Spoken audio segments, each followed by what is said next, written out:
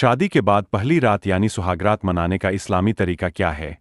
आज के इस वीडियो में हम आपको पूरी डिटेल्स के साथ एक एक बात बताएंगे कि शादी के बाद पहली रात आपको कौन कौन से काम करने हैं और कौन कौन से काम नहीं करने हैं। तो इस वीडियो को पूरी देखें और अच्छे से समझें। और वीडियो में आगे बढ़ने से पहले आपसे एक छोटी सी गुजारिश है कि आपने मेरे चैनल को सब्सक्राइब नहीं किया है तो सब्सक्राइब कर ले और वीडियो पसंद आए तो लाइक कर दे। शादी करना सुन्नत है और इस्लाम का एक हिस्सा है।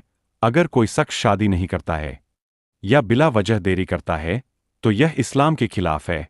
इसलिए हर एक इंसान को शादी करनी चाहिए। जिन लोगों को शादी होने वाली है या वह करने वाले हैं, उन लोगों के दिमाग में बहुत सारे सवाल आते हैं कि इस्लाम के हिसाब से शादी के बाद पहली रात क्या करना चाहिए, इसको मनाने के लिए इस्लामी तरीका क्या है।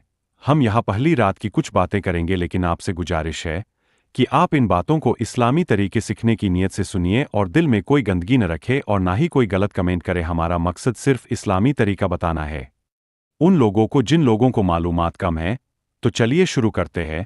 शादी के बाद जब लड़का रूम में जाए तो सबसे पहले अपनी बीबी को सलाम करे और उसके बाद खैरियत मालूम करे और दुल्हन से थोड़ी बातें करने के बाद उसकी माथे के बाल को सीधे हाथों से पकड़कर यहाँ पर यह दुआ पढ़े। यहाँ पर रोक कर हम अपने नबी की फरमान सुना दूं। हुजूर सल्लल्लाहु ताला अलैहि वसल्लम ने इरशाद फरमाया कि जब कोई शख्स निकाह करे और पहली रात को अपनी बीबी के पास जाए तो नरमी के साथ पेशानी की थोड़ी सी बाल पकड़कर यह दुआ पढ़े जो स्क्रीन पर है। इस दुआ का मतलब यह है कि ये अल्लाह इसकी यानी अपनी बीबी की भलाई और खैर मांगता हूँ और इसकी बुरी आदतों से और तेरी पनाह चाहता हूँ इसकी बुराई और फितरी आदतों से। अबू दाऊद की हदीस पाक है। यह जिल्द नंबर 2 पेज नंबर 150। यह हदीस बुखारी शरीफ की जिल्द नंबर 3 साफा नंबर 473 में भी मौजूद है।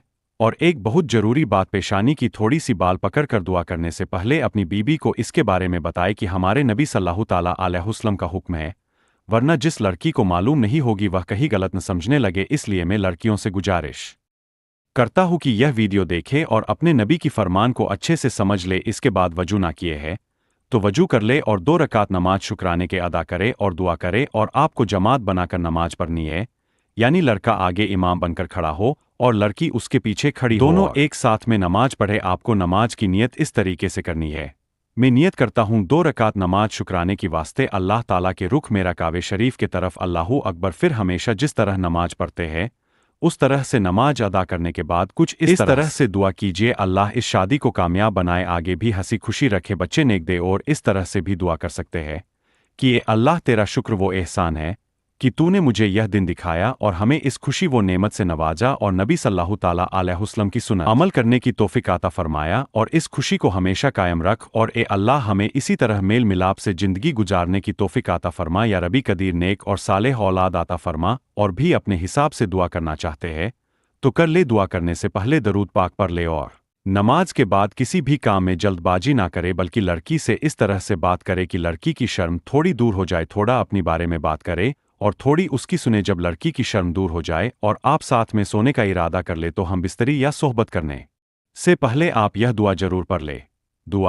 इस दुआ का तर्जुमा यह है, अल्लाह के नाम से ये अल्लाह दूर कर हमसे शैतान और मर्दुद को, और दूर कर शैतान और मर्दुद को उस औलाद से जो आप हमें आता करेंगे। जो शख्स सोहबत से पहले यह दुआ पढ़ लेगा तो अगर अल्लाह औलाद आता फरमाएगा तो उसको शैतान भी नुकसान नहीं पहुंचा पाएगा। यह हदीस भी बुखारी शरीफ में मौजूद है, जिल्द नंबर 3 सफ़ा नंबर 85। और एक जरूरी बात, जो पेशानी की बाल पकड़ कर दुआ पढ़नी है, जो हमने पहले बताया है सिर्फ पहले रात में पढ़ना है।